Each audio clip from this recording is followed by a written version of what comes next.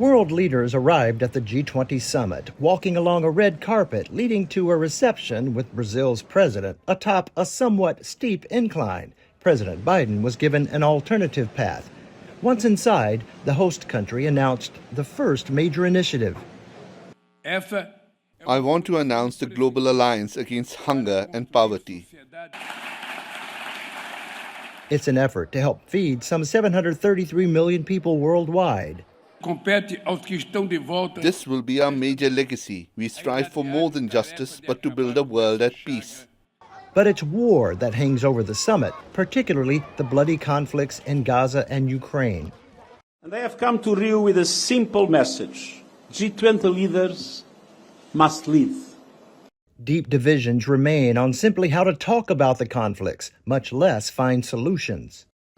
But there was a breakthrough in talks on climate finance here at the G20, though diplomatic sources call it a fragile consensus on text mentioning developing nations' voluntary contributions to climate finance.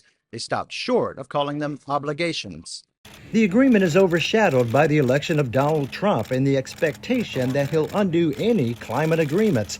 In spite of that, Joe Biden is pressing ahead with a clean energy partnership with Brazil's president to be announced Tuesday.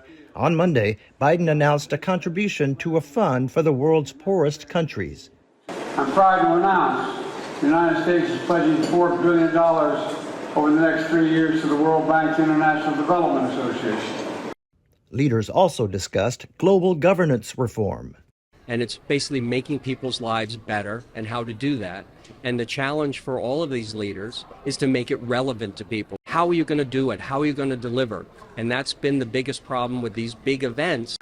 Strategic partnerships are often forged in smaller bilateral meetings. Many countries this year have the goal of better positioning themselves to mitigate any major U.S. economic and trade policy changes when Trump returns to the White House next year.